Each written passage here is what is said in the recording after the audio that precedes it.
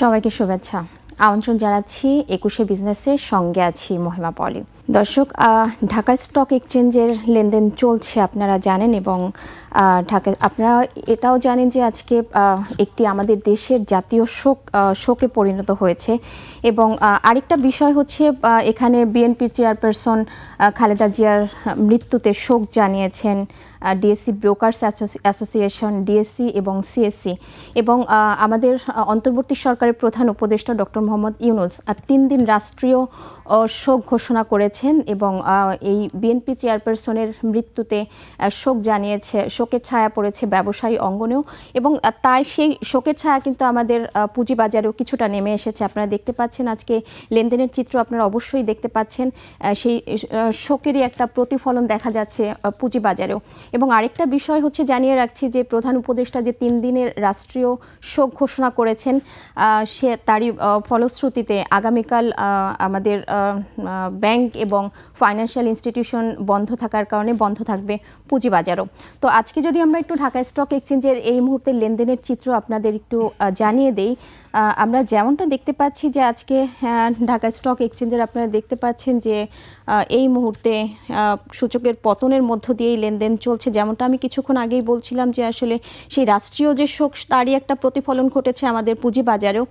3 পয়েন্টের মতো কমেছে ডিএসসির প্রধান সূচক, 4,858 পয়েন্টে অবস্থান করছে এই সূচকটি। এবং আমরা দেখতে পাচ্ছি যে কটি প্রতিষ্ঠানের মধ্যে লেনদেন হয়েছে, যদিও বেশিরভাগ প্রতিষ্ঠানের শেয়ারের দর বেড়েছে আজকে এই মুহূর্তে। 164টি প্রতিষ্ঠানের শেয়ারের দর বেড়েছে। দর হারানোর সংখ্যা আপনারা দেখতে পাচ্ছেন 121টি, সেখানে অপরিবর্তিত প্রতিষ্ঠানের সংখ্যা দেখা যাচ্ছে 103টি। এবং টার্নওভার যদি আমরা দেখি যে খুবই স্লো ট্রেন্ডের মধ্য দিয়ে কিন্তু ঢাকা স্টক এক্সচেঞ্জে আজকে লেনদেন চলছে, এবং এখনও পর্যন্ত মাত্র লেনদেন হয়েছে 228 কোটি টাকার কিছুটা বেশি হয়তো লেনদেন হয়েছে।